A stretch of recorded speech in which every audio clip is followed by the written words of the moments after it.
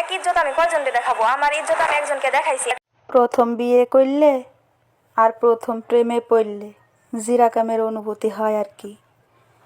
আখি ভরে দেখি তারে পরাণ দিয়া ছুঁই, জিরাকামের অনুভূতি হয় যেরকম হয়েছে লামিসার।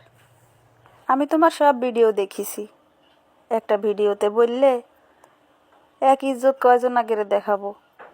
কেন বোন, তুমি তোমার ইজ্জত দেখানোর আগে কি তোমার বাবা মার কাছে পরামর্শ নিতে পারতে না যে আমি কি তাকে বিয়ে করব কি করব না? যদি তোমার বাবা মা রাজি হইতো তাহলে তুমি বিয়ে করতে, আর যদি রাজি না থাকতো তাহলে বিয়ে করতে না।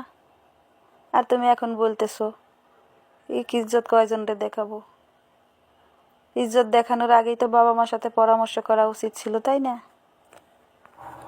ছেলেগেরের ভালোবাসা মানে স্বামীর ভালোবাসা কি রকমের হয় জানো? কচু পাতার উপরে পানি পড়লে যেরকম থাকে না, স্বামীর ভালোবাসা ওই রকমের। 2 দিন পরে বুঝবা যে স্বামীর ভালোবাসা চিরস্থায়ী না বাবা মার ভালোবাসা চিরস্থায়ী।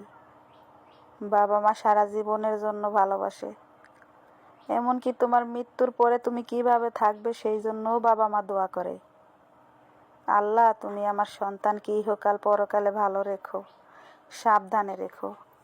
ওই যে যখন তুমি কলেজে যাইতে না, তোমার মা বাবা ভীষণ চিন্তা করতো তুমি কখন বাসায় ফিরবা, রাস্তাঘাটে তোমার কোনো অ্যাক্সিডেন্ট হইল কি না, তোমার মুখটা শুকিয়ে গেছে না খেয়ে থেকে। তুমি কি করলে? সেই বাবা মাকে ছেড়ে দিলে। সেই বাবা মাকে তুমি একদমও ভালোবাসলে না। তুমি এই ক্ষণিকের ভালোবাসার জন্য তাদের চিরস্থায়ী ভালোবাসা নষ্ট করে দিলে। এটা ঠিক হয়নি। কিন্তু আমার কাছে বাবা মা কি রকমের জানো?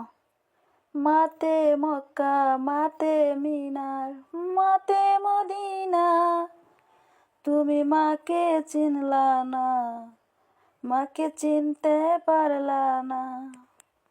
আমার কাছে ঠিক এরকমের।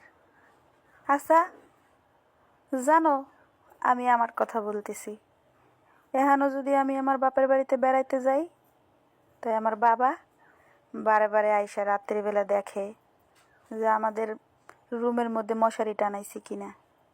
এটা হলো বাবা মা।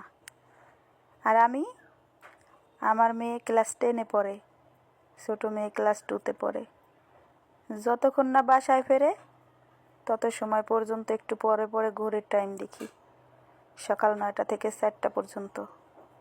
আর যখন 4:10 বাজে তখনই স্যারের কাছে কল দিই যে আমার মেয়ে কেন এখনো বাসায় আসলো না। সেই বাবা মা তোমাকে এত যত্ন করে বড় করলো, আর তুমি কি করলে? সেই বাবা মাকে ছেড়ে দিয়ে তুমি আরেকজনের কাছে চলে গেলে। কাজটা কিন্তু মোটেও ভালো করলে না।